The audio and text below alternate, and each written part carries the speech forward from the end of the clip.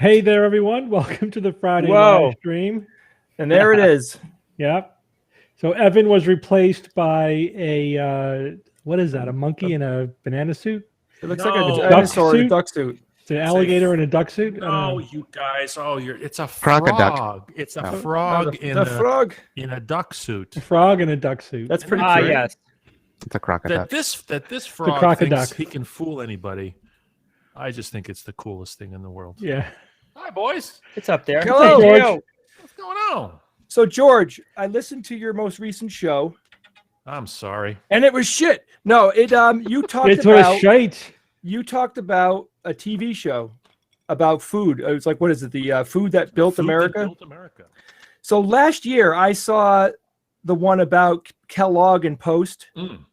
And about how those two cereals came about and how they were like the first cereals. Yeah. And I thought it was really fascinating. You know, I'm sure they took some liberties to it.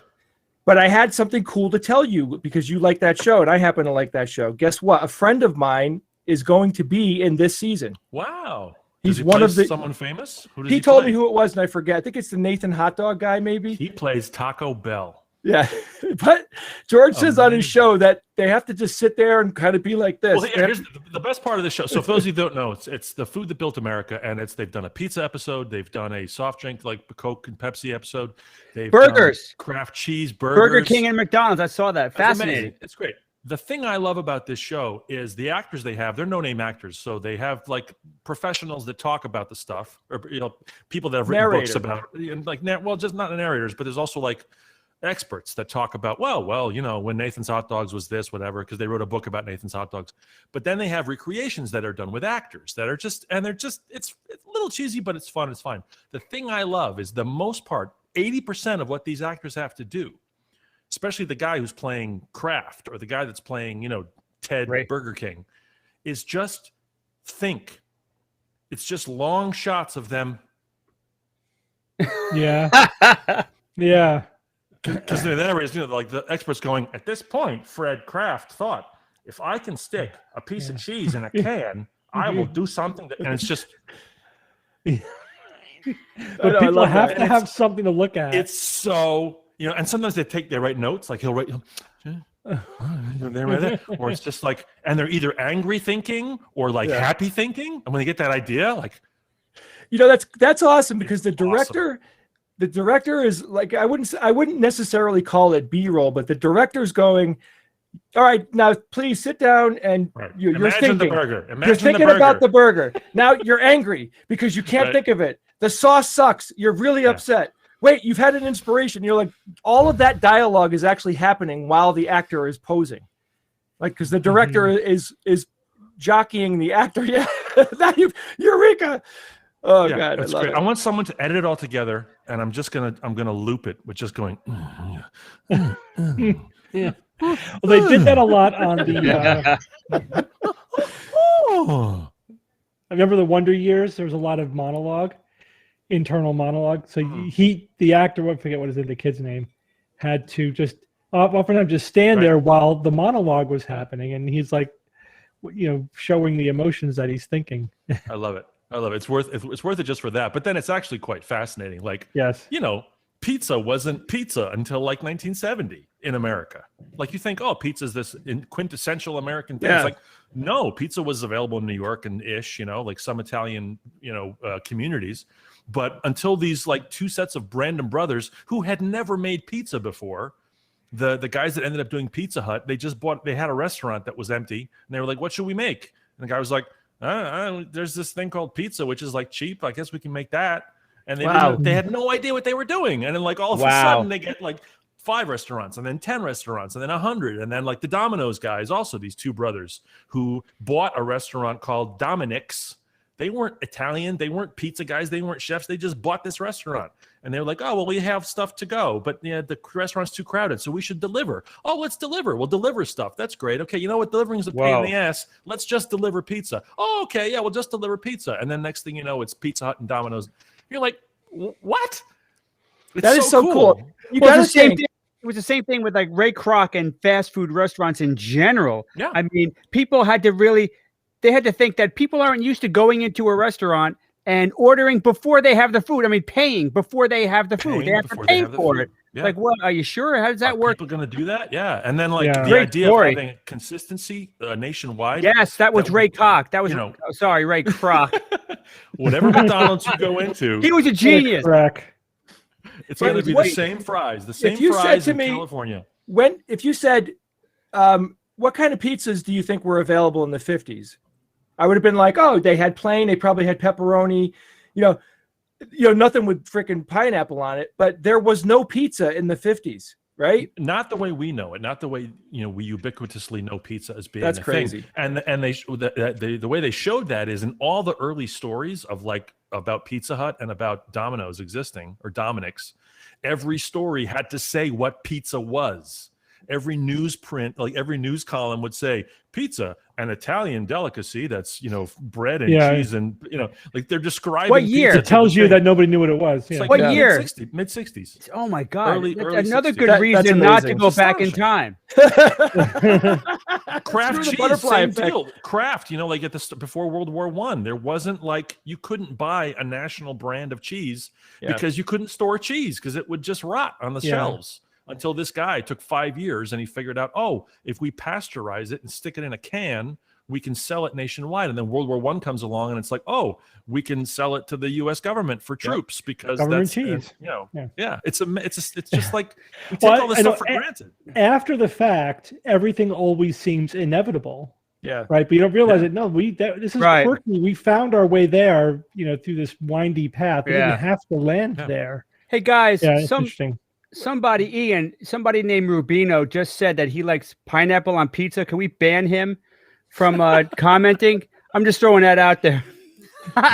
You're banned. Pineapple? I never had it on pizza, but I can totally understand why in certain configurations it could be good. It sounds horrible, but whatever you want, whatever you like, I don't give a crap. I don't have to eat it. Whatever.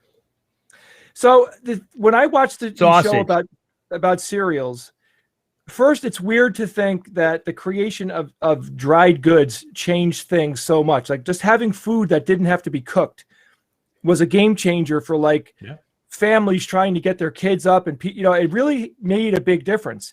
Regardless of the health implications, it was a big impact on just living life. It was like not having to wash your clothes, not having to prep a meal. You have a week of food in your right.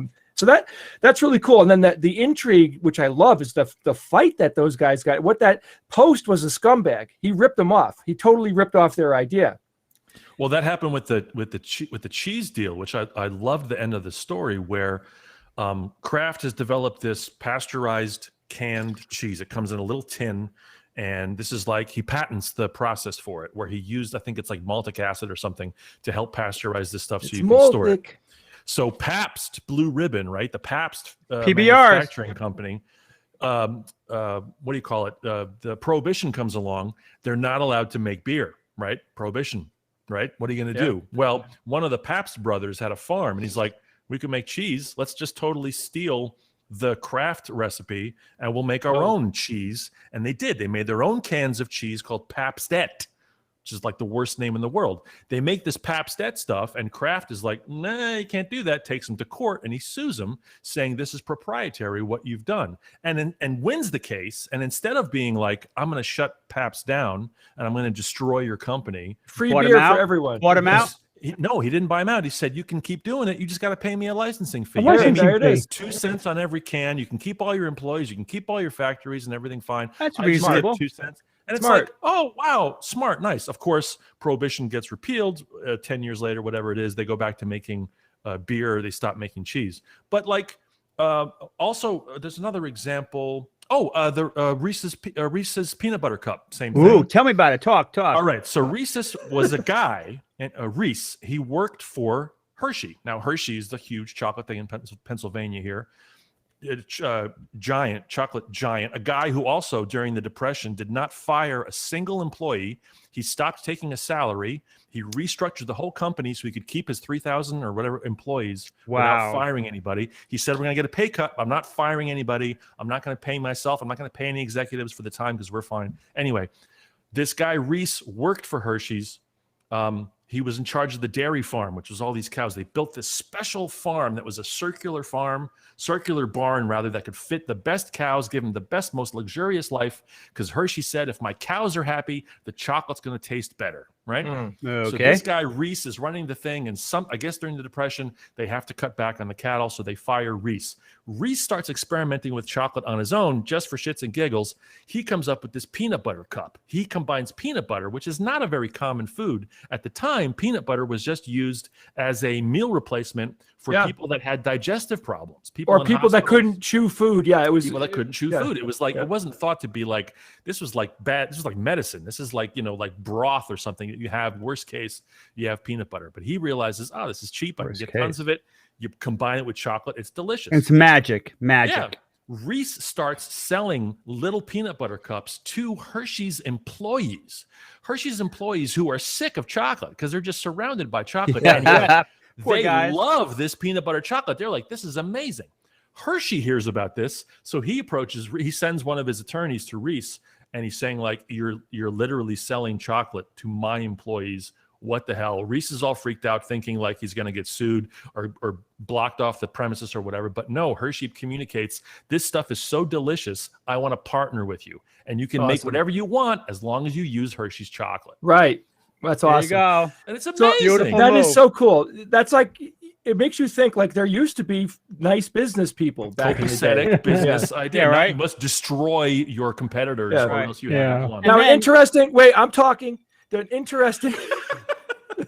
interesting thing when you use peanut butter in candy like that, right? It's not straight up peanut butter. It's peanut butter mixed with confectionery sugar. Yeah, that's how you get that. If you could just make it at home, you could try to do it yourself. I'm okay with that. Exactly the same. There's YouTube things to make like gigantic peanut butter cups, and it's confectionery sugar. I've had one. My daughter got me one this big, and I had a slice every day for about 5 days. It was epic. Delicious. But then of course there's the classic story when they're making ET, and they wanted to use M&Ms, where they used the M&Ms as a trail for the alien, and M&M says screw that, so they used Reese's Pieces, and that's when Reese's Pieces like really took off. Product placement. I mean, come on, right? Yeah, right. What a stupid. No, you can't use M&M. There was also this thing that in Reese's peanut processing plants, something was set incorrectly, so it actually burned the peanut butter, and they realized, or overcooked it from where they had been, and he realized that made it even better when you had this slightly burnt, bitter peanut butter flavor with the sweet chocolate. Just made it even better. He was like, don't fix it, don't adjust it, fix it, leave it. It's perfect. That's interesting. It's amazing. All these, like, you just fall into these things most of the time. So you always think it's like, oh, it's a plant. No, it's usually just, I don't know. What are we going to do with this? Backed up into it. Let's just all right, guys, let me ask you a question. Sure. Who knows what this word means? Tensegrity. I've heard of it. I've heard it. I'm not surprised. No idea. I put it in the chat. Tensegrity. Yes. How do I chat it? Where do you want to put it? In our chat? There it is in our chat. I want to put it in the one less than 11 Tensegrity. Yeah. Tensegrity. Ian, chat that to everybody. Is it the strength of something? Something to do with like Close. strength? Yeah, it does have to do with strength, sort of. That comes in like tensile strength and integrity. Intensity. Intensity. Yeah, you're probably correct, George. That's the root. Okay. So go along those lines. Structure held by tension primarily. Oh, like a tension bridge. In the chat, but it's for something very specific. It's a metamaterial. It's a metamaterial that involves a system of girds, but like at a tiny scale, right? So you make girds, gird my loins. Right. So imagine a material that at the microscopic scale looks like a bunch of buckyballs or something, like a bunch of interconnected rods, in some pattern. So the cool thing about it is that it's like 25 times stronger than material of the same, without that structure. But the one cool thing about it is that any deformity gets distributed throughout the structure, so it doesn't have any weak points. There's like no weak points. Yeah, so it won't break, under tension, because it just distributes the deformity along the structure. And that's what that word means. It's a it's that structure of. So it's a type of metamaterial. It's a type of metamaterial. It doesn't have an optical effect. It has a counterintuitive like strength effect. So wait, so it's not an adverb adjective. It's a tensegrity is like a noun. Yeah, tensegrity. Well, it says tensegrity structures. I guess it's a type of structure. Tensegrity structures. Cool. That's awesome. That's cool. So is that a new metamaterial? Well, they said they've been studying this for decades, but they made a breakthrough. They made a breakthrough on it. All right, I got another word for you if you're ready. Do it. You ready for another word? You guys have heard this word before, but there's an update on this. I have to look at the word because I can never remember it. Antikythera. What was that? What was that noise? Nothing.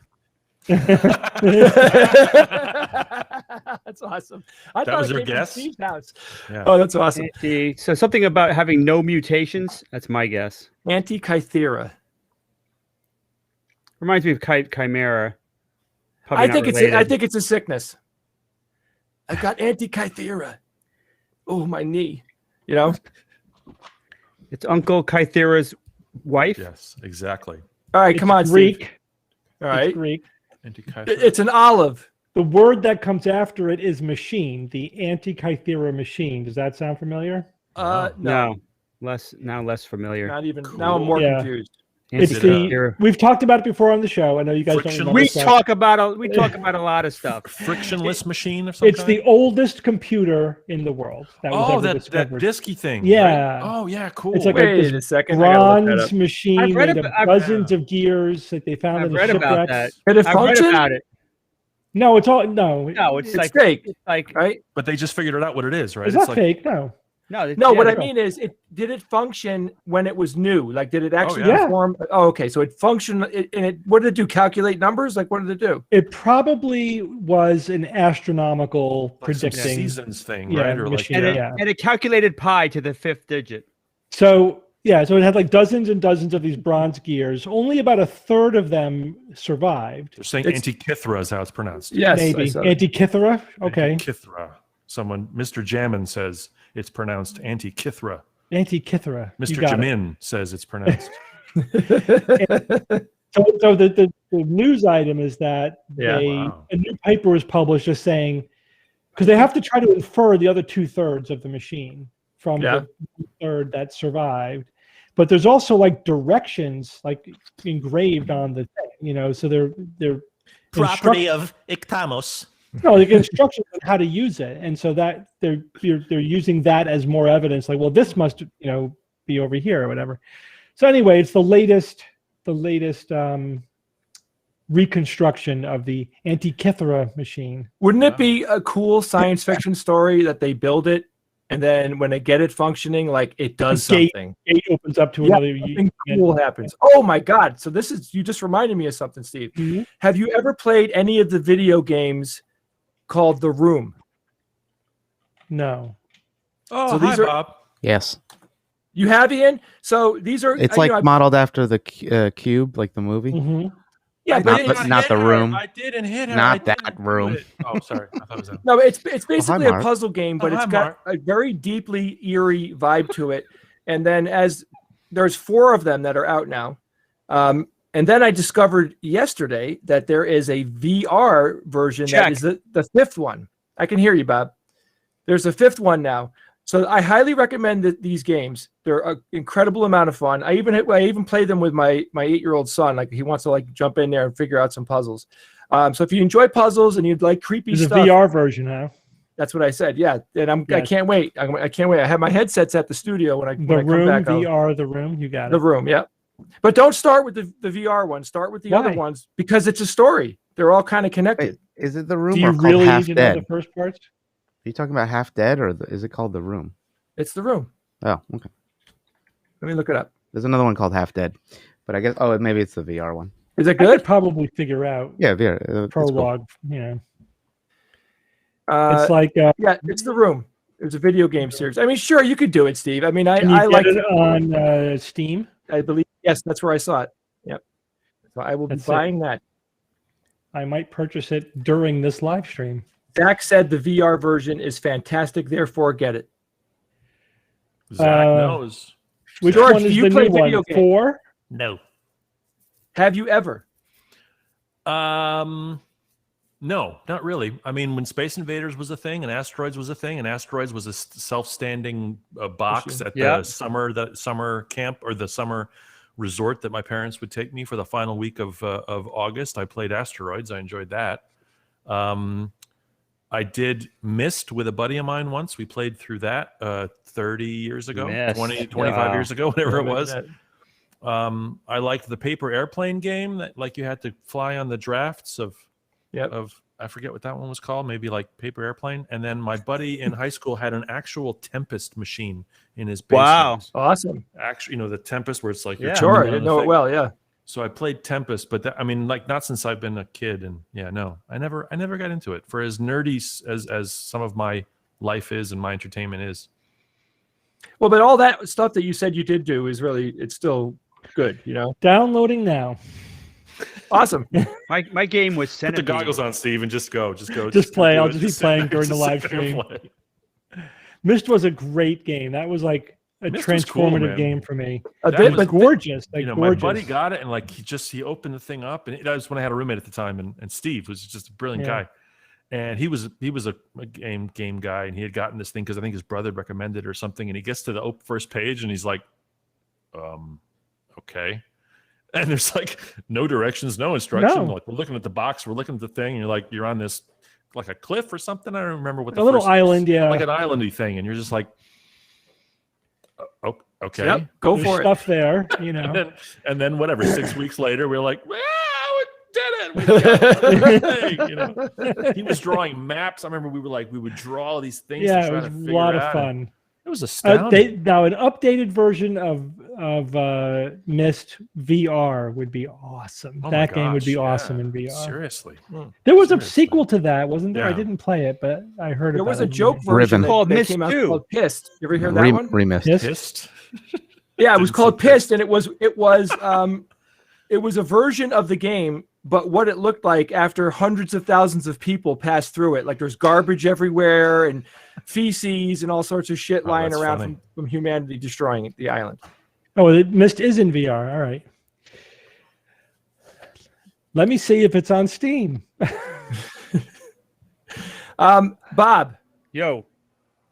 Could you please give me an update of your Halloween 15-foot skeleton? It's still standing in the house next to the fireplace. And what else? And he still has his Santa Claus hat on that I made for him. And that's it. Still up. I want to make rabbit ears for him for Easter. Big rabbit ears. George, have you seen this thing? Go ahead. I've seen photos between the Christmas stuff and the outside stuff, and you had the little body on the big legs for a while, which was really wonderful. And yeah, that was fun. Yeah, that was awesome. Yeah, it really is. Of all the things buddy. that Bob, of all the things you bought throughout all your Halloween thing, this I think is my favorite. Because it's just epic. It became a thing. I kind of gave him a name. What the hell was it?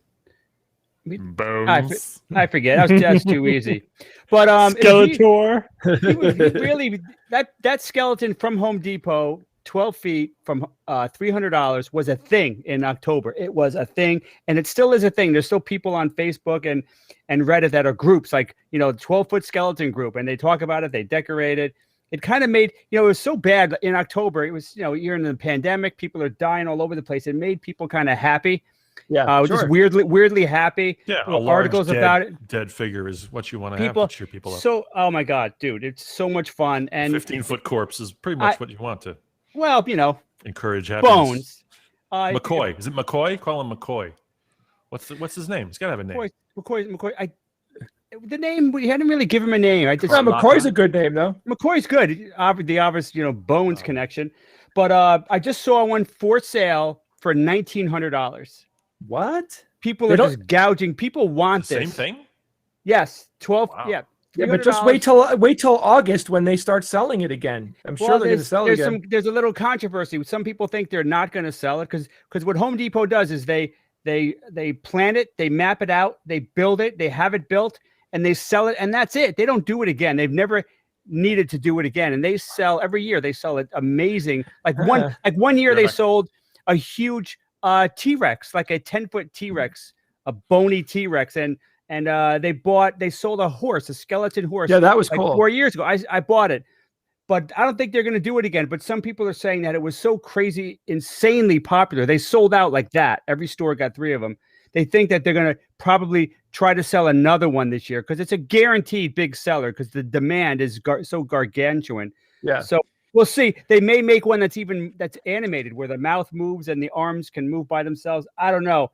But we'll see. People are just wondering, what are they going to do? Are they going to do the skeleton again? It was very, very popular. I got lucky. I got so lucky that I got one. I mean, it was the first time that an item excited me, like a Halloween item. I like a lot of. I mean, I'm into it just like you, not as much, but I love Halloween and everything. But when you got that, and when you, Steve, and I built it, it was really an exciting moment to stand that thing. It was.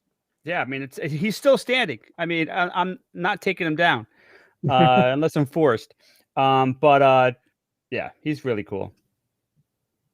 I may bring him to the professional haunt this year. Mm-hmm. But I'm worried, I don't know what the weather's going to do to him. I think they're pretty. It'll I'd weather be careful. him. I'd be careful. Yeah.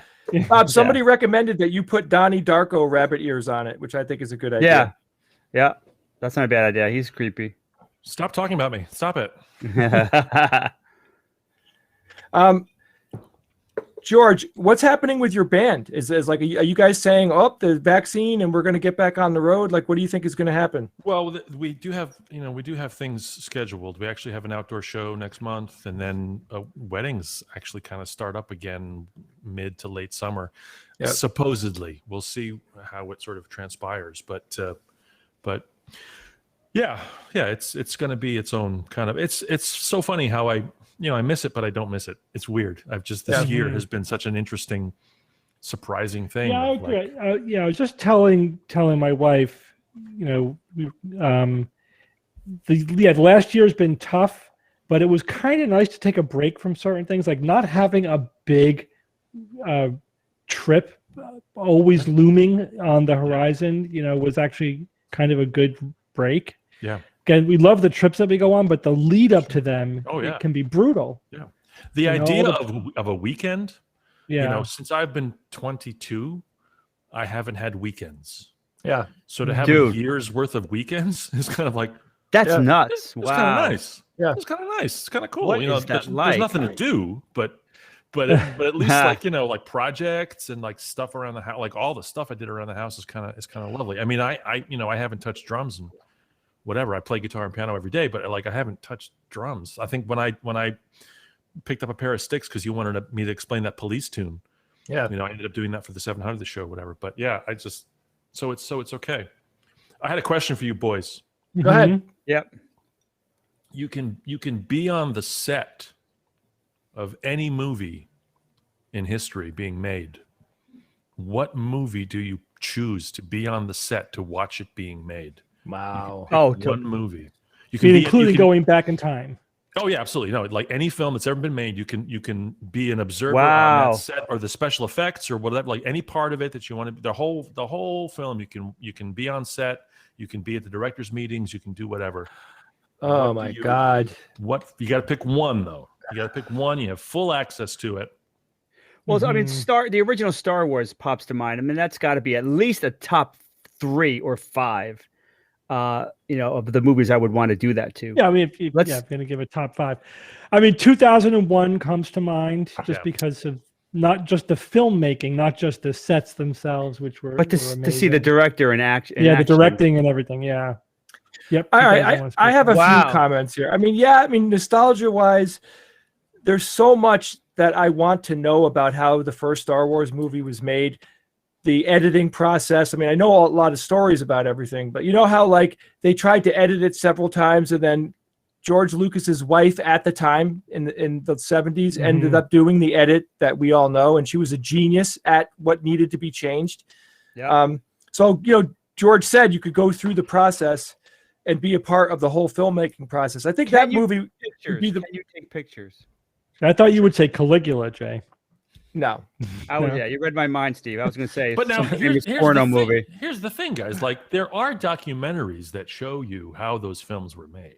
Yeah. You know what I mean? Like, so maybe think about something that, like, I mean, 2001 is a pretty good answer because there are some documentaries, but there isn't a lot of sort of behind the scenes on set footage. But like, if you want to learn about Star Wars, you go on Disney Plus and there's that 4-hour how every episode is made kind of thing.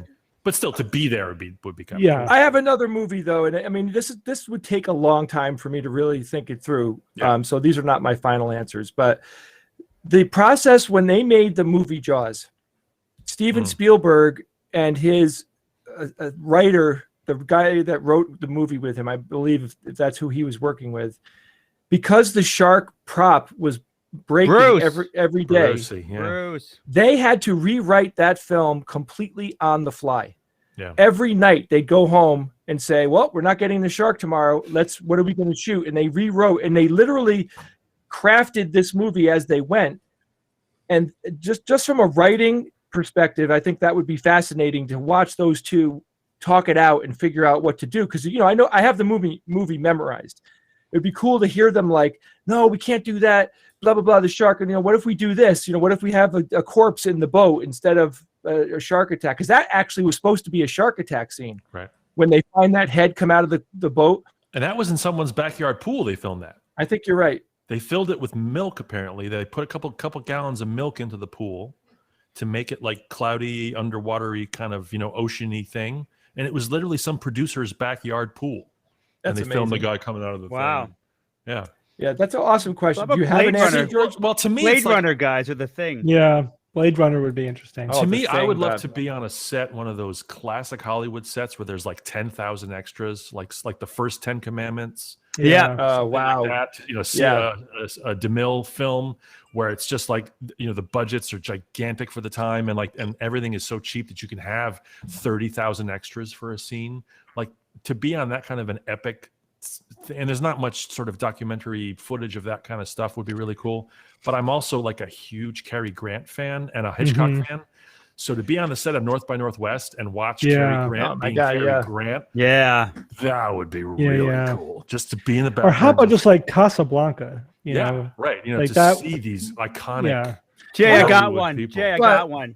Enter the Dragon. Bam. Oh shit! Yeah, you're right, Bob. There you go. Yeah. Yeah, because I think that's on my top 3 without a doubt. Because one, there's so much that happened with Bruce Lee during the filming of that movie. Like he was a part of all the process. He wasn't just an actor. He was a part of like the making of that movie. And just to hear him talk about his ideas and how they're going to be interpreted onto the screen. Yeah, that would be awesome. Someone said Metropolis in the chat. That's a really good answer too. Interesting. The original Metropolis. That'd be really cool.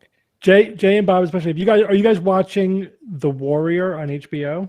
No. I'm almost done with season 1, and wow, Steve, what the hell's that about? So it's produced by Bruce Lee's son. The one that's alive. What's his name? Oh, not Brandon. Not Brandon. The other one. Yeah, I don't know his name. And it's it's allegedly based upon the writings of Bruce Lee. Like, I guess when he was trying to develop the show Kung Fu, you know how it got stolen from him?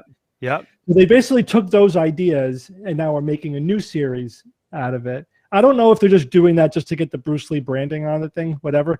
But the thing is, you tell me if you agree with this, Jay, like the Kung Fu in the show is really good. And it is very good. It has the vibe of Bruce Lee. Like they are definitely trying to evoke, because we've watched Enter the Dragon so many times. I recognize like that's a Bruce Lee roundhouse kick, right? Like you recognize. No, I think the main actor is using Jeet Kune Do. Totally. That's awesome. So let me get. And he even does like the nose thing and the wah. No, he didn't make the wah noise. Yes, he did. They're totally doing the. Well, I haven't seen the second season, so maybe he was in the second season. All right, so let me tell you about this show. So first of all, absolutely, like you're dying to see Bruce Lee be the main actor in it. But the actor's good. He's good. I like him. Good. And he can actually do kung fu, right, Steve? You know what I'm talking about? Yes. Because the Iron Fist guy. Iron Fist. Oh my God. Wherever that actor is, I gave it a full season, but my God, like it wasn't bad. It was like it's like a DC, comic TV series, and it was fine as far as that goes. But the thing that killed it for me was. This is a kung fu show with terrible kung fu. It was just terrible, and the lead actor couldn't do kung fu. And the last episode I watched, the one that killed it for me was when they had an episode that was basically the Tower of Terror episode. Yes, Game of Thrones. Game of Death. Game of Death. It was the Game of Death Tower, and bosses, so like there's each level is an epic encounter with that's a classic, boss level enemy. That's fine. Yeah. Did he have the yellow jumpsuit too? That wasn't the problem. The problem I've got one in my closet right over there, George. The problem wasn't that they 30 years old. The problem was that it sucked. Yeah, it was terrible. They blew it. It was terrible. It's like you can't do Game of Death and have the boss level fights be shit. I mean, you can't do that. And I'm like, I just can't do it anymore. I cannot look past this bad kung fu anymore. It was done. But the Warrior's great. Cool. It's great because first off, there is kung fu in it, but it isn't like just kung fu. It has fantastic character development. The characters have evolving relationships, which is amazing. Yeah. It's a good show. It's also period. It's in San Francisco. Is it supposedly like the story of the development of Bruce Lee, or is this totally fictionalized? No, it's the story that totally fictionalized. Oh. Bob, let's see it. Unreal, Bob. Wow. Unreal that you still have that, dude. Still have it. It's probably 40 years old. Wow. I should try it on. It'll probably still fit. God knows I haven't grown in 40 years.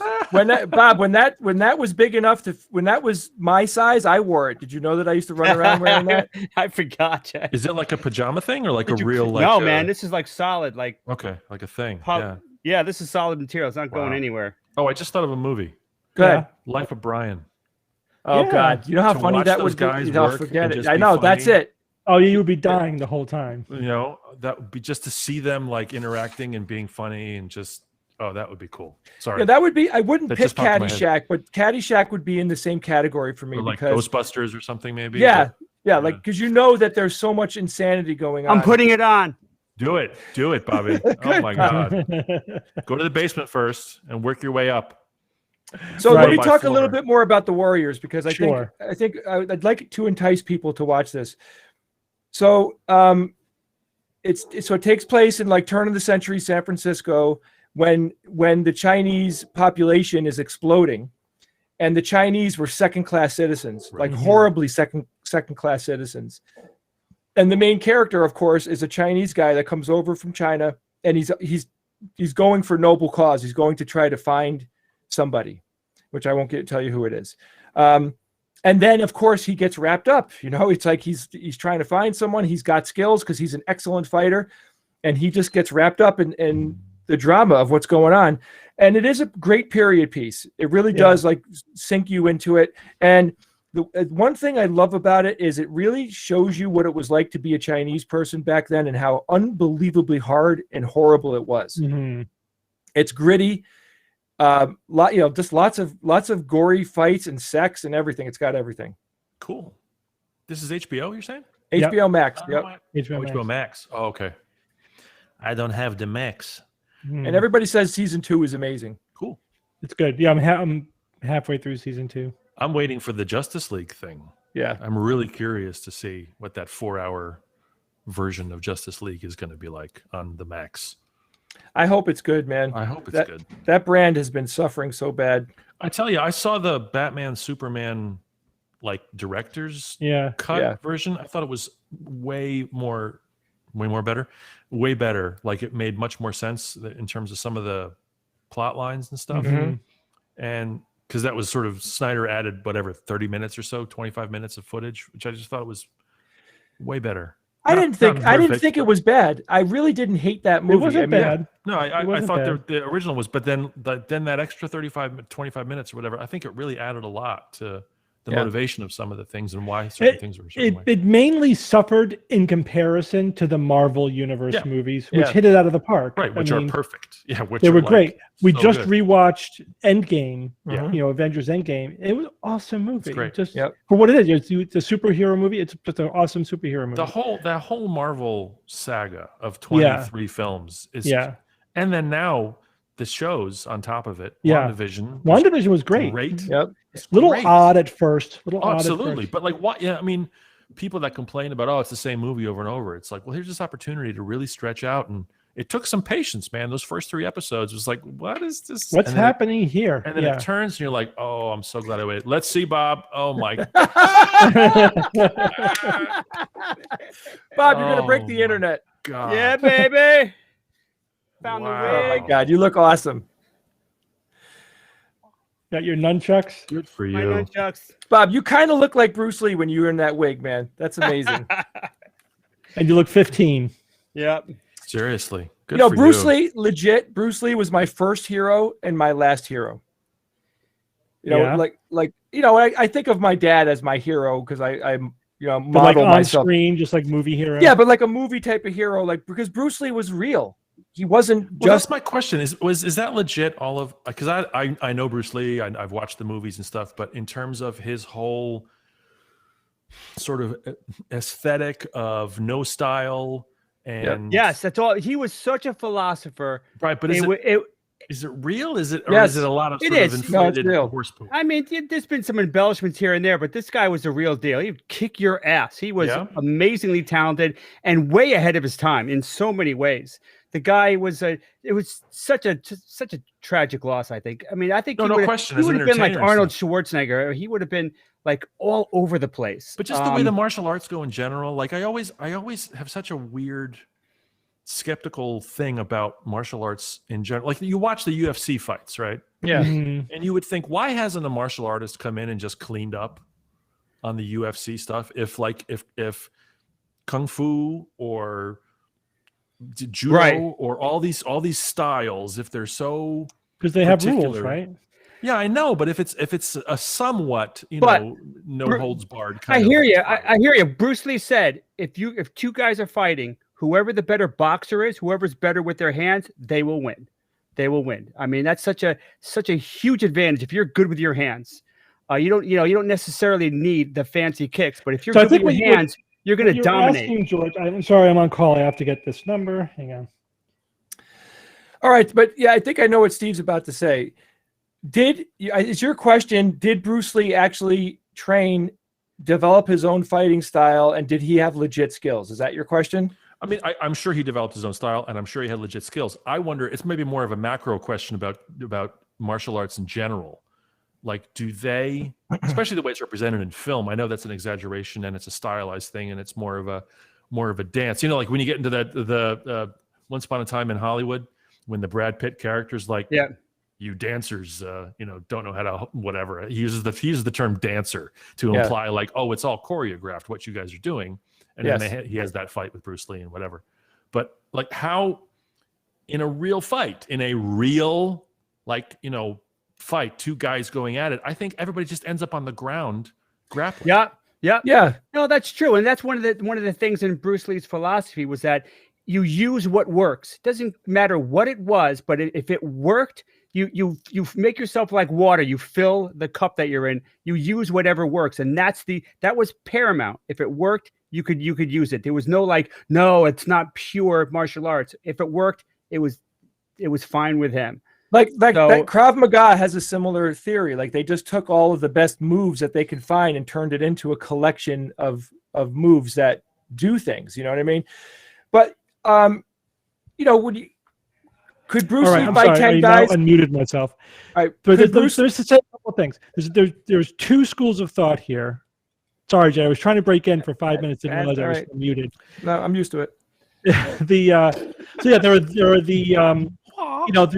the chi magic, form kind of martial artists, which is all about bullshit, right? And then there's the just whatever works, practical. This is a fighting style, approach, which Bruce Lee was definitely at the end of the spectrum. But at the same time, as best as I was able to tell, Bruce Lee, while he was an excellent martial artist, he excelled at theatrical martial arts. Right? He was a great martial artist on camera. He wasn't. That doesn't necessarily mean that he would have beat any other person in the world at martial. No, the guy was a competitive martial artist. He's 140 pounds. I mean, you get a big brute that had some solid skill. I mean, I wouldn't necessarily say he's going to kick his ass. It's not just about size. It's not just about size. There are people who spent less time writing movies and being good on camera and more time just being good at competition martial arts that probably would have beat him. He wasn't necessarily the best, the best in his weight class in the world. Steve, but he didn't train. He didn't train to be a good theatrical martial artist. He just was also good at it. He trained to be a good fighter. He wasn't like working on his flourishes, and he wasn't even making those noises, And so I see what you're saying. There's no like I don't see a lot of evidence of him like going to tournaments and kicking ass and dominating. No, he didn't do that. He did a little bit early on, but not much later on. So you can't say definitively that he would have kicked everyone's ass, but he didn't train to be good in movies. He trained to be a good fighter. My point is he wasn't on the circuit. He wasn't on the competitive circuit where he was like the champion or anything. So it's hard to say. There are stories of him being challenged. Like in Enter the Dragon, there would be like people trying to take him down a peg because he's Bruce Lee. And if you could say I beat up Bruce Lee, that would be on your business card for the rest of your life. Yeah. So he did his best to be diplomatic, but he said once in a while you just got to fight the punk. And a couple of times it happened on Enter the Dragon, and he kicked their asses.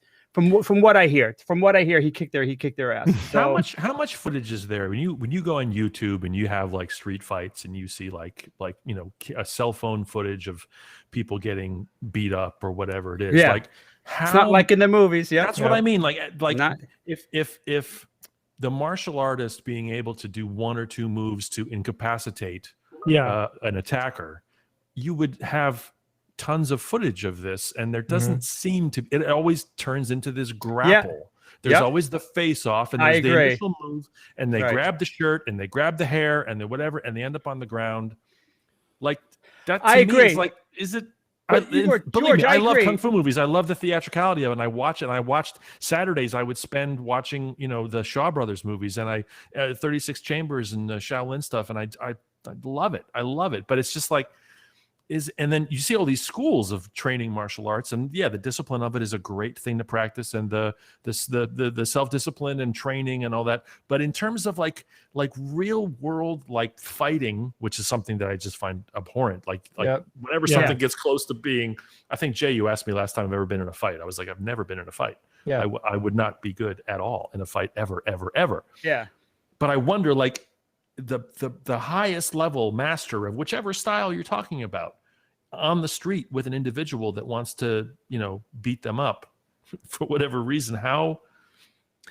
It's a fascinating thing you're saying, because it would be that's kind of what UFC is supposedly doing. Like, and I'll tell you, the guy that knew jiu-jitsu that won UFC, I think more than once, because he got them on the floor.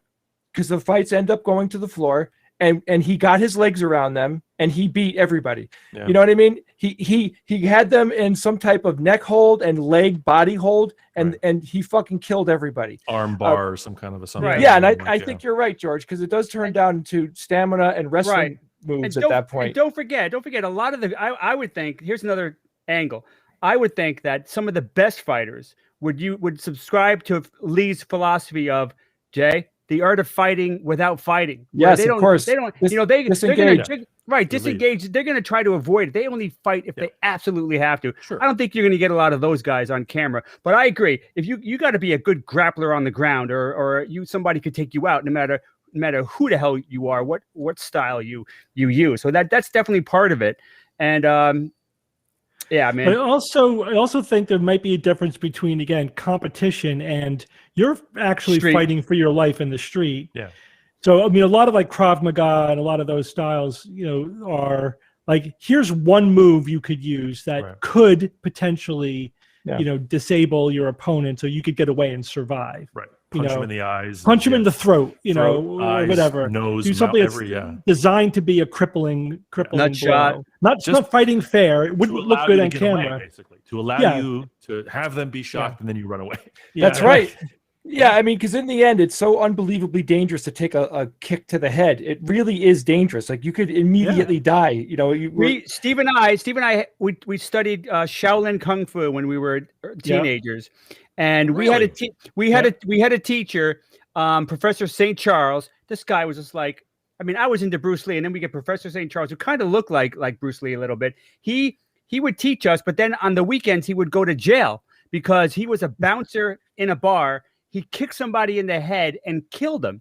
So he had to accidentally go to jail. He accidentally killed somebody. He was in jail on the weekends, and this guy was pretty badass. Like he's bad. He's 6th-degree black belt. He put on a demo where he would walk on glass and do some of the showy stuff, or he had somebody laying on their back. He put a watermelon on their stomach, had a samurai sword, blindfolded, and bam, sliced it. Didn't eviscerate the guy. I mean, yeah, but the samurai sword, I'll tell you, wasn't sharp enough to probably cut into the guy's torso. Probably not. Yeah, those are gimmicky things. Like the watermelon is stiff, the abdomen is pliant, so it's gonna. Yeah, it's always more, there's a lot of things that look more impressive. Sure, that was showy, but this guy had the goods. I mean, this guy clearly had the goods, and he was like a little skinny guy. Yeah.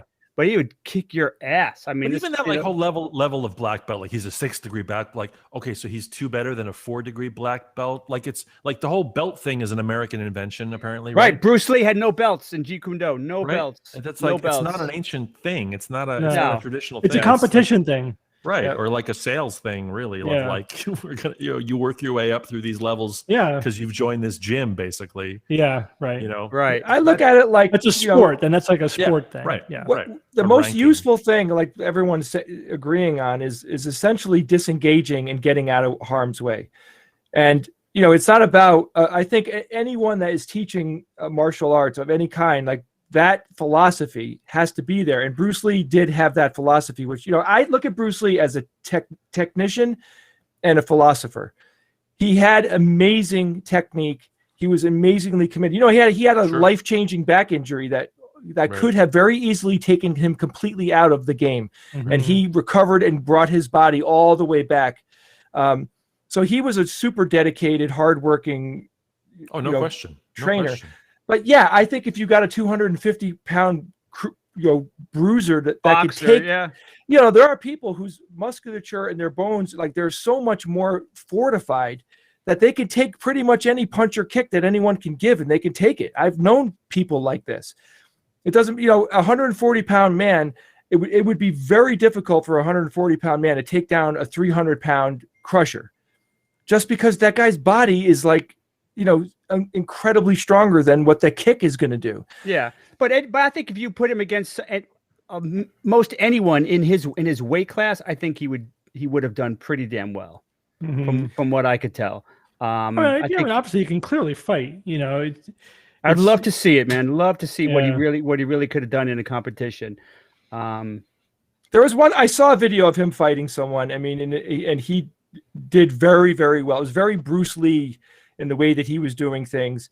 And the thing about Bruce Lee, I think that matters, is that his charisma bled through his body movements. He wasn't just a face. Everything fun to watch. Yeah, everything he did, by the way he turned around and turned his head and everything, like the man had, unbelievable charisma, and that's why we all flock to him. And Kung Fu is just fun, and you combine massive charisma with Kung Fu. I mean, let's face it. there hasn't been anyone that even comes close to the cool factor in That's Kung true. Fu. Jackie Chan is good. Jackie Chan is that's awesome. the comedy thing. Jackie Chan realized like He doesn't have the same vibe that Bruce Lee. Buster Keaton was as much of an artist as Bruce Lee. Yeah. Jackie Chan realized that, and he's like, oh no, his whole thing when you punch, that's Yes. Jackie Chan. Yeah. And it's brilliant. And you go, oh, okay, you connect with that because he's like, George, oh shit, ow. Did you know Jackie Chan was in Enter the Dragon? Really? I didn't know that. Jackie, listen to this. No, he was in the in the site in the scene where they were fighting in the what was it, Jay? The cage, the underground. No, the bunker. The underground. The underground bunker. He was one of the guys, and while they were filming it, he cracked Jackie Chan on the head with like his screamer stick, hit him on the head, and Bruce was so like, it's like, oh, I'm so sorry. He was so nice to him, and Jackie Chan said for the rest of the day, whenever Bruce Lee saw him, he would do this. He would Jackie Chan ate that shit up, and he loved it, and he didn't have the heart to tell Bruce that it didn't hurt at all. It didn't hurt him at all, because of course this is a guy who's used to basically, falling 20 feet onto his head every day. Right. I mean, it's amazing the injuries this guy had. Didn't even hurt him. So that's a great story that I love hearing, and it's a wonderful memory of him. Like Bruce Lee gave him a hug and would salute him for the rest of the day. Imagine, and Jackie was a dancer. That was his training. Mm-hmm. As no theater and operatic training, singer, dancing. Like that's what he did forever, and that's what, again, going back to the choreography idea of like so much of that is kinesthetic knowledge of knowing where your body is in space and being able to know where the camera is, and then his hook of the comedic aspect of it, of this character is going to feel pain and be as surprised as at the events that are happening as the audience is. When he grabs the chair and flips it over perfectly and ends up sitting in it, he's just as shocked as the audience is. And it's brilliant. It's brilliant. And George, his training wasn't like going to a class there once a week. He like lived like in an academy where it was like 12. His life was like training and stuff for years. So that's why the guy had some massive skills. He would do like almost all of his stunts. Almost every stunt you see is him. And his injuries are legend. It's like, oh my God. I saw him doing a stunt in a Chinese film. He's running on top of a train. He has to jump off the train, and they had him land in cardboard boxes. Yeah. Cardboard boxes was what they used to slow him down. Mm-hmm. And then he insisted on having all the outtakes after the credit or during the credits, like all the misses, like all the stunts that didn't work. He pioneered that because he wanted kids to know that you can really get effed up. So he would have the sequences where the thing landed on his head, and they would show the ambulance and stuff.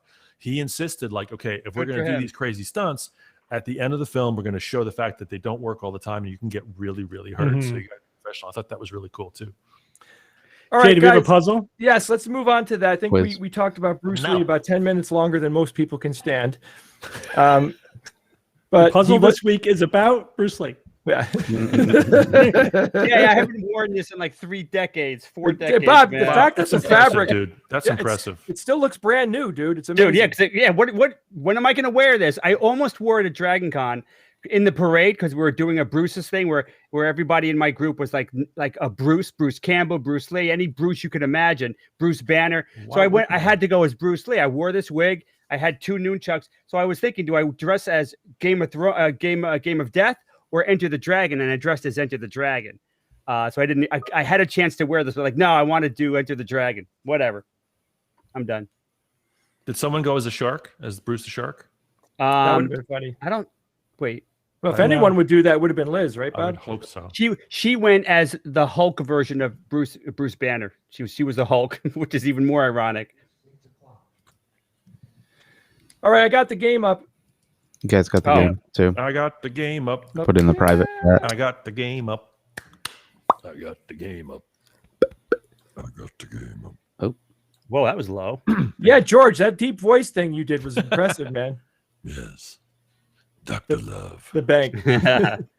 So a friend of mine went and saw Barry White concert back probably in the late 90s, and he said Barry White walked really slowly out on stage, perfectly timed. gets to the microphone and leans like in. Willy right Wonka, he fell with a cane and stuff. That thing. But just beyond Destroyed cool. the Like stage. he takes his time. He gets to the mic at the perfect time in the song, and he just leans in and goes, "It's time." That is so awesome. Nice. It's time. Yeah. That's awesome. That's showmanship, huh? We eat it up, man. You know, it's like we want to see cool people do cool things. That's just humanity. And yet they're watching us now. Yeah. Go figure. What the hell? All right. Well, we're waiting for people to join. It's a pandemic, George. Or It's true. It's true. Very, very limited. Friday night. What are you gonna do? The pasta's boiling. I gotta watch something. And Bruce Lee's on the Zoom meeting. I mean, That's come right. on, hello. When did that happen? Think about how incredibly wonderful, lively conversation is. You know, like it's such a big part of my life, like what we're doing right now. Think about all the meetings that we have, including with you, George. In 1 week, we're meeting multiple times a week. Yeah, I know, Jay. Yeah, I know. but we How's always 9:30? How about 11 o'clock? Why not? What the hell? Let's do midnight. Come on, let's do it. Let's. But we had like lively conversation gets me so excited. I get so amped up. You know, it's way more entertaining and interactive than pretty much anything else I do. You know, you think about like watching a TV show, like I want it to be quiet. I don't want to talk when we're watching movies and TV shows.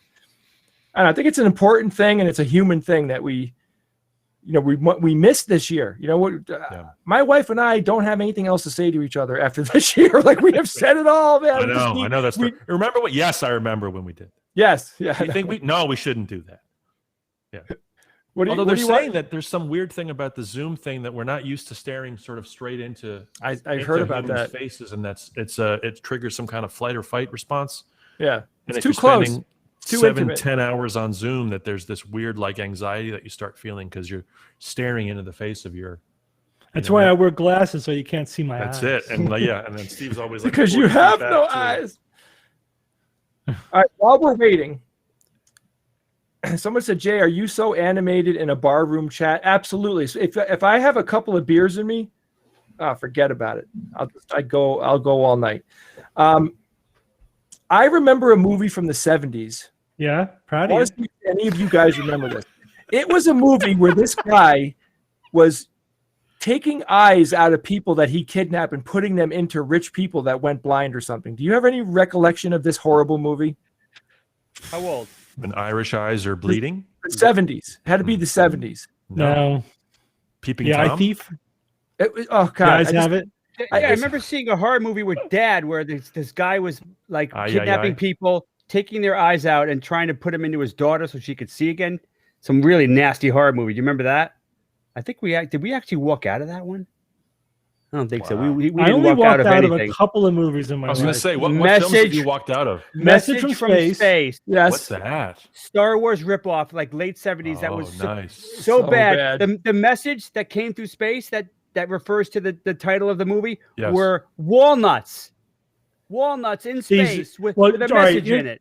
What's your memory of it? It was a Chinese movie, though, right? It was Chinese. Yeah, I think so. And we were wondering, like, did they not have walnuts in China? Like, do they not know what walnuts are? Is that like some exotic thing that they would believe was an alien artifact? Message. Wow. It was so bad. Out of it. It was so bad. It wasn't even bad enough to be good. It was just bad, you know. I walked out of the Twin Peaks movie. Oh, Firewalk with Thee. Firewalk with me? Yeah. With me? What happened, George? I was like 45 minutes in. And this it was a date I was on. Yeah, which I know it's hard to believe, but I actually had a date, and this like the whole first half had like this like low cello like soundtracky thing with like people sort of singing on top of it, and it just sort of started up again, and I was like, no, that's it, okay, we're going. And but did you watch the TV series? I did, yeah, and I was like.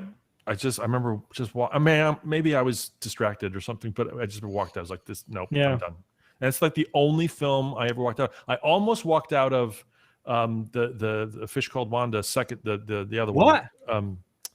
Not Fish Called Wanda, but the one they did after that. Fierce Creatures. I didn't see that one. Yeah, I remember like being so surprised. I was like an hour into it, and I'm like, I'm really not enjoying this. Like I'm so surprised how much I'm not enjoying this.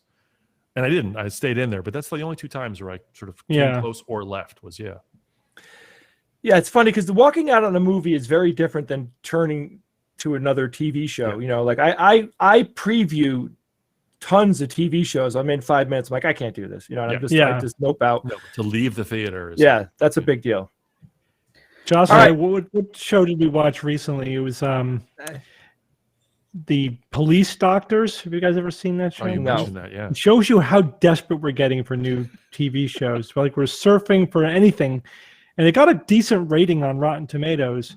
It was one that we watched one episode and we're like, all right, that's it, we're done. It was so bad. It was a comedy about, forget it what it's about, but it's about police doctors.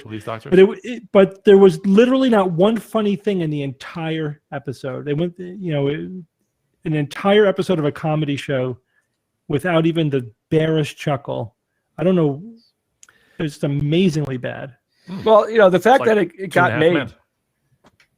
All right, let's do this. Let's do it. Okay, what about Cop Rock? Cop Rock. I was just going to say that, Ian. Oh, yeah. I know. That was a real thing. Cop Rock. Oh, yeah. Real thing for season. Baby doctor. Oh, no. Yep. Baby what? Baby merchant. Baby merchant. Yeah. Oh my Okay, God. let's synchronize. When I say click, everybody click the synchronize button, and away we go. Here we go. 5, 4, 3, 2, 1. Click. Okay. While we're waiting, we have a question from Discord. Once, this person says, my sister broke her toe literally kicking my butt. What's the best novella brother fight you had growing up, and can you laugh about it now? We never fought. Really fight. We never fought. Yep. You We just never. shot arrows at each other. You just shot arrows at each other, right? I got mad. You almost blew each other up a few times. We were mad not at pugilistic one of my towards each other. brothers for totaling our snowmobile. That was the only time I almost did something because it was like my favorite thing to do in the winter. That's it. We didn't really fight. We used our words. We would spar, right? We would spar. I remember we had all the bamboo weapons, Yeah. and like staff, the bamboo swords, and those things. That we played Bruce Lee with each other. And I remember one time you and I were in the backyard sparring with these things. And I had a staff. I forget what you had, the bamboo sword, and you wrapped me in the knuckles, and I was done. It hurt so much, to get wrapped in the knuckles with a fucking bamboo sword. Yeah, you drop everything and walk away. I know. I was done. I was over. The fight was over. How old were you? How old? Whatever, 12, 13. 12. Okay, that's awesome. So and the bamboo. If you remember, the bamboo was like this. The bamboo sword had like 4 pieces to it that were kind of stitched together, so that when it hit, it absorbed some of the impact. Yeah, but it was still, meant for and it made a good noise. Yeah. But then I ever since then, I'm like, you think when people are fighting, just getting like wrapped in the knuckles and you're done would end. What was it over? The fight. Or you guys were just playing? No, we were sparring. We were so into kung fu. We all learned how to use nunchucks. We all, there was all sorts of. We had weapons and shit back then. It was the 70s. I mean, you could buy anything out of the throwing back of a stars. magazine. We got good with that shit. My friend Jim Kidd and I would actually choreograph a fight. Yep. Like in the movies, we would do it so that we could duplicate it perfectly every time. And we would do the thing where you swing. And if your angle is right, it looks like you're being hit. And we would clap our hand. Yeah. Dude, this looked legit. And we would do it like we did it at a fair once. And people were like, holy shit, what's going on? Why are you beating each other up? So much fun. My sister and I would do that. We would do that like at the pool. We used to go to this community pool. So you would have, you have a bathing suit on and you could like really slap your thigh. And she would get in front of me and just like bam, and someone standing behind, I would like totally sell it. I'd smack the thing. Yeah. You'd get these looks from people like, oh, and then we turn around and be laughing. Oh, it was great. Especially because this like she's smacking, she's beating the crap out of her. When brother. you combine a visual element with an auditory element and they synchronize, it sells it. It totally sells it. Yeah. One of my favorite things that I did along those lines. So you pull the ice cube trick, like you have an ice cube in your mouth. And then you put your finger in your mouth and you pretend to bite on your finger, but you're biting on the ice cube. Nice. And people are like, what did you just do? Yeah. But also somebody dared me. I knew this was going to happen. It's one of those opportunistic illusions. We were eating something and there was like the really super hot peppers. I don't like hot food. And it was like one of those things where I knew eventually somebody was going to dare me to eat the pepper, right? So you had one in your pocket? I had a green pepper, a regular old green pepper in my mouth. I just kept it in my cheek. And then when they dared me to eat the pepper, I'm like, sure, I'll do it. I pull it out, put it in my mouth, take a big crunch of it, I palm it, of course, and with no reaction, totally sold it because of the sound, you know? Yeah. I was chomping on a pepper. That's like how about this? The nose. Yeah. Dude, my friend had me for months with that. I thought he had a double jointed nose. He totally. You put the plastic cup under your arm and you adjust your neck and you crunch the cup. And because it's like sort of like under your blazer or something, it sounds muted and it sounds so good. You gotta try that. A plastic water bottle, empty plastic water bottle. I gotta do that. Jay, let's do it with your kids. Let's do it with your kids. And you have them that's what kids are for. Can you just push right here, and the kid will just push, and you go, and it's like, and you go, it's great. It's really good. All right, quiz time. Okay, here we go. Start. All right, which of the following technological developments came first? Telescope, teletype, telephone, or telegraph? Turn the music on. It's good. Well, it's a good question. That seems Seems easy. That's easy. Just warming you up, Bob. Are these yours, Jay? Yeah. Yeah. Okay. Oh, okay. No, because Jay and I were talking about whether or not Frank was going to send more questions. I think he has some of them in there. So when can we say it, Ian? I think now. Yeah, I mean, it might, it's not obvious to everyone. I think people may have gotten a little confused with the telegraph, but the telescope goes way back. Yeah, telescope is Galileo, like Galileo. Yeah. It's the 405th anniversary of the telescope, right? Or Galileo's telescope, anyway. 408th. Anyway. All right. What a breakthrough! The first person to use that. Next one. He wasn't the first. He didn't invent it. Wasn't the first person. Anyway, next question. For what is the Jurassic period named? A kind of dinosaur, a mountain range, the ocean shelf, where bones from this period were first found, or the last name of the anthropologist who found them?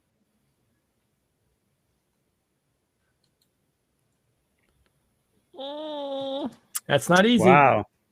No. Kiss my Jurassic. I had it down to 2. Yep. I picked the wrong one. As did me too. Which one did you go with, Steve? I went with the ocean shelf. Yep. It was either that one or the mountain range, which was the right answer. I pulled the ocean shelf thing right out of my butt. So I knew that like periods are named after the layer where the stuff is found, or the region, or the location where it was found. Yeah. Usually, like the other two, the anthropologist no, kind of dinosaur no, so it had to be the other two. Yeah. Here's another one. What kind of substance makes litmus paper turn blue? Salt, alkali, base, acid. It's bass or lead guitar. Could be either of those two. Do you know, Steve? I mean, I got it down to 2. I'm pretty sure. It's the shelf. All right, so damn it. Jay, base and alkali, same thing. Hey man, don't you dare! I put a lot of time and energy into this. Are you sure they're the same thing? Yeah, basic and alkali are just like are the opposite of acidic. So that's why I thought. So I was giving you credit by saying if you have 2 wrong answers, maybe it's. I knew it was acid or alkali, so I chose acid. Okay, I'm sorry if I offended anyone. That's right. This one I know. Well, I This think one's easy. This one's easy. I think an alkali is a base. Anyway, here we go. Who discovered X-rays? That's what I said. but it's specific to the fact that it changes the paper. Anyway, you're right. Who discovered X-rays? Marie Curie, Raymond Gosling, Riccardo Giacconi, Wilhelm Röntgen.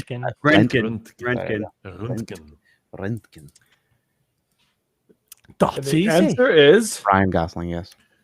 Yes. Do you know what the word for X-rays in Ukrainian is?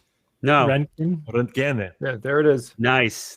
Cool. That is very cool. That's what it should be, man. It's because it's not a ray. Now, George, why did this guy scream then? Will The guy that there you go. Thank That's you. right. Wilhelm, nice. the Wilhelm scream? Because he was melting from the inside out. Yeah, that's right. This is a fun one. I still have 10 seconds, so we got to wait for it to Okay. count down just for everybody. We'll do about this. Okay. Which of these chemicals help fruit to ripen? Carbon dioxide, methane, ethylene, nitrogen oxide. I Is think it this all is fruit? easy. It's only some fruit. It's only Yeah, it's some fruit. fruit. Yeah. Like bananas and apples. What's a some fruit? Can you imagine that? It's the fruit that you could use for addition. Nice. So Nice. when they did you know that they pick apples and they will store them for about a year before they hit the market because they store them in a tank that's filled. I forget what the gas is that they use, but they don't change at all. The gas does not allow them to ripen or change in any way. And then they use carbon monoxide for tomatoes to make them red, Yep, right? I think you're right. Which is crazy. Yeah, so that was Yeah. ethylene. Well, I didn't fail this week. D. Minus. Minus. Yes, that's right. I like these quizzes. Do you? They're quizzical. Given that you made them.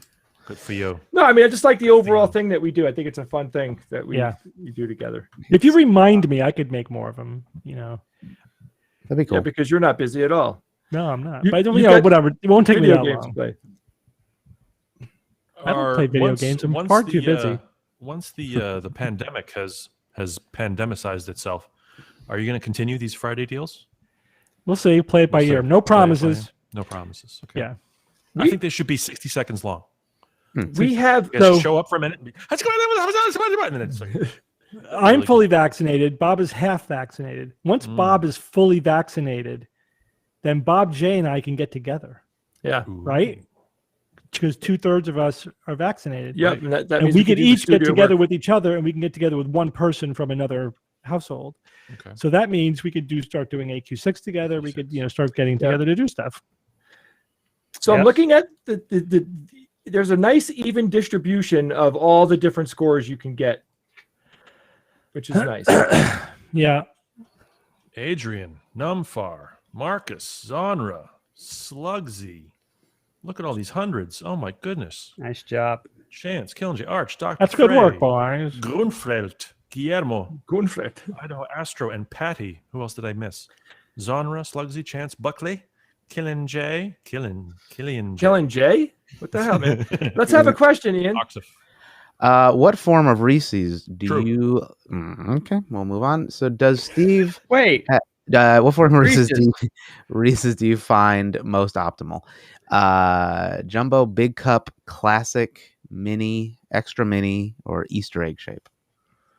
Something about The classic. minis. man. I like the minis. Something about classic. 'Cause The Classic. classic has the paper underneath that then has a little bit left over that then you go, which Yes. is like a little bonus. Yes, George. You get the initial the bite, big you get one's second fine. bite, and you get that little bit of like it's like I like the it's like bite-sized a ones. chocolate ticket. Yeah, the They bite-sized were all ones are awesome. good, but they have more chocolate. And I like Slugsy, it being more peanut butter. I agree with you, George. Sometimes I put peanut butter on top of them if there's not enough on the inside. What? But yeah, oh That's a yeah, sin. oh yeah, Oh, he's What? fucked up, George. dude, That's dude. He's got problems. If you haven't done it, try. If you like peanut butter and chocolate, put a little peanut butter extra on top. Trust me. Next With question. coffee, with coffee. Wow. Yeah. Does Steve have any thoughts on the plausibility of Joy Milnes' ability to smell Alzheimer's disease? I have not looked into it. I have no opinion. That's honest work there. For sure. So we had a discussion about inner voices here on Discord. What does neurology tell us about this phenomenon? For example, hearing Steve's voice in your head when reading his blog. That's cool. So I mean, it's not that complicated. I'm not sure what the question is. I mean, if you have the ability to have an internal imagination, you can imagine things that you've seen before. You can imagine things that you've heard before. You can summon memories that are indistinguishable neurologically from the experience. Like if you see a painting and remember seeing the same painting, the activity in your brain looks the same. Yeah. Like on an fMRI scan. So if you're, if you have the memory of my voice in your head and you want to hear, you could hear it, you could imagine it, you could, remember it, etc. Like, you could do with any famous person. Like, how else would you mimic somebody's voice, right? If you're doing an impersonation, it's got to be in there, right? Hey, I've got an important announcement. Hot off Yeah. the SGU presses. If you go to stores.customink.com/skeptics guide, I will put it in the chat. You can actually go and go to the SGU store that is brand new, that Ian and I have been working on for quite a while. What's available? There are T-shirts and some other items like a SGU mug and an SGU tote bag, but I'm going to add a ton of stuff. This is just the very, very beginning. So just so you know, Custom Ink, Steve and I have used Custom Ink many, many, many times for large purchase they have good orders. stuff. They have high quality. Everything that they do is very, very good. So, and if you guys have any suggestions, feel free to email me at info@theskeptics guide. They sell a lot of products, but I only put up ones that I've had them ship me at home and tested out myself. Because we're very persnickety when it comes to that. Bob is available as an option. You can actually get Bob in the Bruce Lee outfit for a half hour. Is that one of the things we're offering? Sure, man. Yeah, and It's funny is nobody buys it though, so I'm gonna have to remove that. That's true. I'm gonna discontinue it. Well, Jay, add the other two choices: Bruce Lee, Enter the Dragon, Bruce Lee, Game of Death. All right. So we could expand on that a bit. So I got a question: has Bob finished The Metamorphosis of Prime Intellect? Yes. The book was epic. Loved the shit out of it. I was obsessed for days. I was obsessed reading that book. It's a creative and unique take on the technological singularity. So creative. I loved it. The ending, isn't what I expected. And the first few chapters, you're like, what am I reading? How is this related to anything? It's fantastic. If you love that kind of stuff, check it out. Great book. Here's a question. Steve, I'm studying for step 1, I think, or SDEP 1 right now, and I'm in my psych block. I seem to remember you specifically saying there's no evidence for repression of memories, yet I need to learn it. Am I remembering your view right? So, that's actually a complicated question. The notion that we will repress traumatic memories is definitely BS.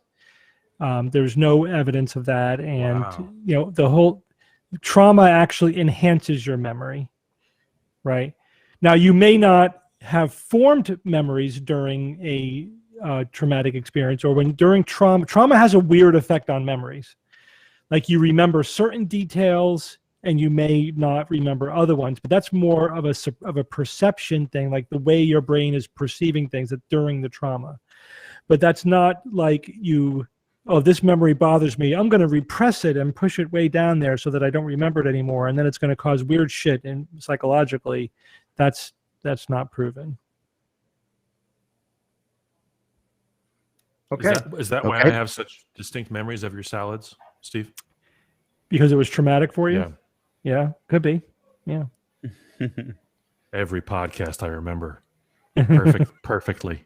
Here's a question about COVID. If you have had COVID-19 before, would a single dose of the 2-dose vaccines provide the same immune response as a second dose? That's an interesting question, and they're looking into that, actually. Especially, I know the UK, they're doing that with their vaccine, because they want to know, can we just give one dose to people? And what I've seen so far is that if you've had COVID previously, a single dose gives you adequate protection, but that doesn't mean that it gives you the same protection. You still get better protection from 2 doses for the 2-dose vaccines. But they wanted to know, is it good enough that we could just give everybody 1 dose, and then we could go back and give people the second dose? So I think that's the best answer that we have right now. It works, but probably not quite up to if you got 2 doses. Because remember, the timing is important. The timing of the 2 doses is part of the efficacy. It's not just that you've had it sometime in the past. That 4-week, 5-week thing is part of the efficacy. So here's a question. What do you think the implications of the ship of Theseus thought experiment on the tech singularity? Bob, do you want to add that? What was that? Say that again. How does that relate? The ship of Theseus, like where you replace parts. Right. Yeah. So Okay, so in other words, how would that work? you replace the plank of a ship as they run. Yeah, I understand that concept. Yeah, but how over does it time, relate to for the singularity? audience, Bits of data. over time, you replace every single plank on the ship. Is it the same ship? If it happened slowly over time. My answer is, it just depends on your perspective. Like, it's occupying the same space and function, but physically it is not the same object. So it's technically a replica at that point. Right. But how does it relate to singularity? Yeah, that's what I'm missing. I don't know. Are you talking about uploading your consciousness kind of thing? Yeah, it might be like making yourself. You cannot upload your consciousness. But Jay, but related to the Theseus, if you replace a neuron at a time with a computer analog that does the same, that replaces it, and you maintain your consciousness while that's happening, then that is you. I believe that is you. I agree. You are replaced slowly over time instead of like destructively, destroying your brain and then replicating it digitally. You're dead. But if it's a slow process where you maintain your consciousness, then you could argue that it's you. This is the vision thing. Yes. Right? Yeah. Episode 10 or whatever that was. Spoilers. Yeah. Yeah. So I think that the key there, the reason why I would buy that is that there has to be a period of time where you are networking with the new pieces, right? Yeah, it's like your brain cells are networking. It's like if you could also, by that logic, you could just get a computer that's capable of sentience, of like a neural network sort of computer. Right. You hook it up to your brain, and then for a while you are this amalgam of the two things. Brain But computer. eventually, so much of your memories and your thoughts and your networks and everything are represented in the new supercomputer that's attached to your brain, that your brain becomes a minor part of your overall consciousness. Right. So what if it's just a copier though? What if it's just like a 3D printer for a brain? It doesn't bring any kind of sentience into it. It's just literally neuron by neuron copying your brain and making a duplicate. Then that's a duplicate. It's not you. It's a duplicate. I mean, but doesn't that duplicate have the same? But it's like that's the Theseus thing.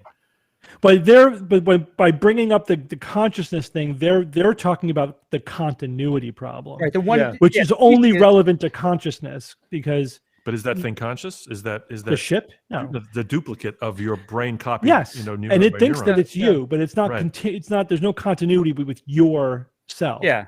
Because you could both exist at the same time. Yeah, it would just be another hunk of meat that is wired temporarily exactly like your brain, the first George. Right. Right. But if the two are networking together and your consciousness basically evolves into this thing that is a combination, it could basically migrate over from one to the other. Mm-hmm. But just duplicating it wouldn't do that. Right. And so it would be like at the end of the day, you'd have close enough. At the end of the day, by turning off your entire brain, whatever's left, it would be kind of like just destroying a few neurons. You wouldn't even notice that it happened because your consciousness would maintain continuity. Well, think of like prosthetics. Like if you start replacing, every cell in your body with a prosthetic version of that, of a new hand, a new shoulder, a new pancreas, all that stuff, and then you get to the brain eventually too. That's kind of like the ship thing. Let's say. Medically, you've replaced every organ that you have, every bone, every cell, and you get to that point where like, oh, now we replace the brain.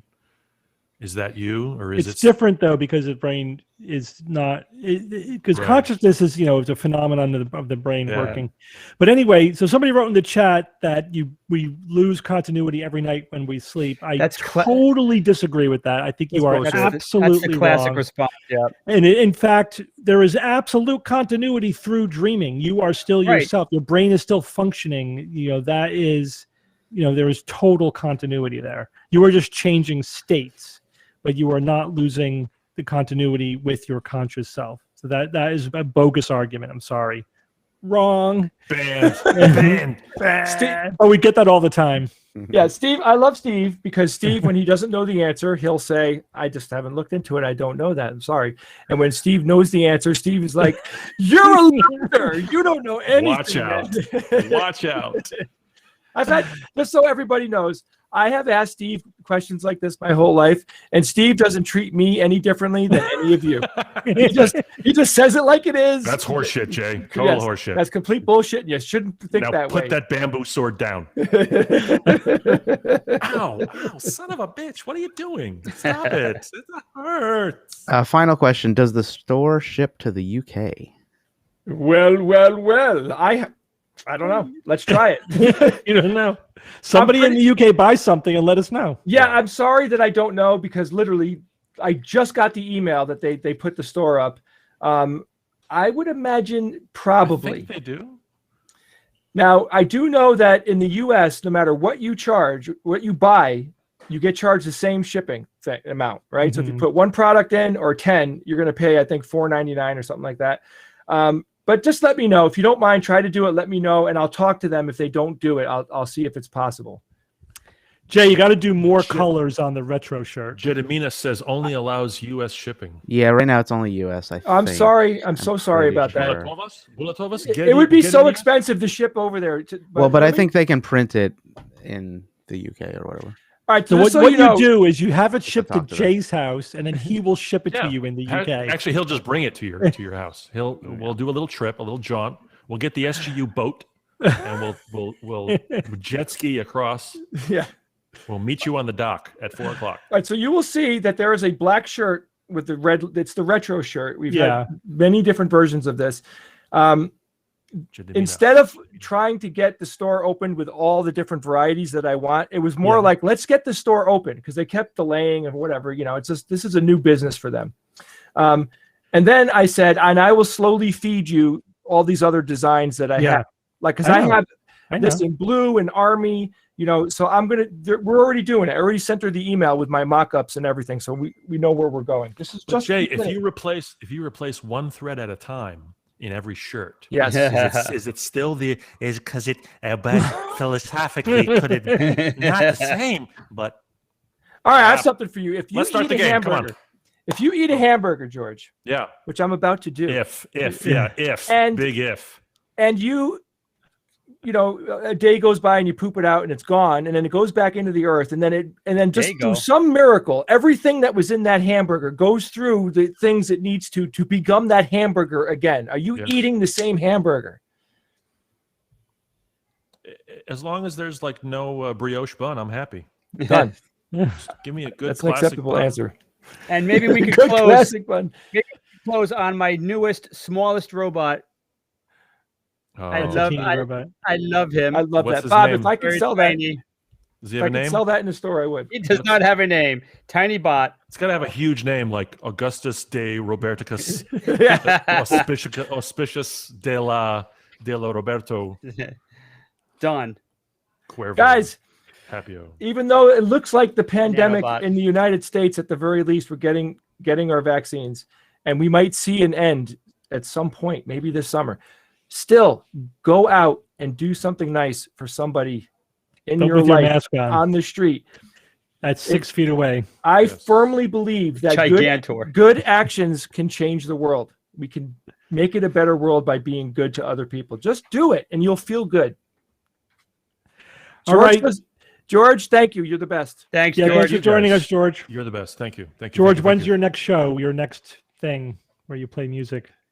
Into Tubes. April. Into the Tubes. Next Friday. I think we're going to have our next episode of 7 Songs next Friday, and I think the topic is going to be Rush. Nice. Wow. Rush songs. It's a stretch for you, George. I know it's a real stretch, but I've waited almost a year, so we're gonna do finally seven not somewhat deep cut Rush tunes. So tune in for that. That should be awesome. Fun. Thank you. All right, thank you all for joining us. Good night, everybody. Bye, guys. Good night.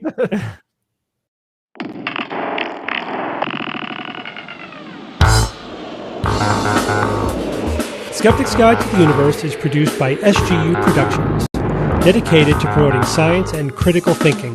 For more information, visit us at theskepticsguide.org. Send your questions to info@theskepticsguide.org.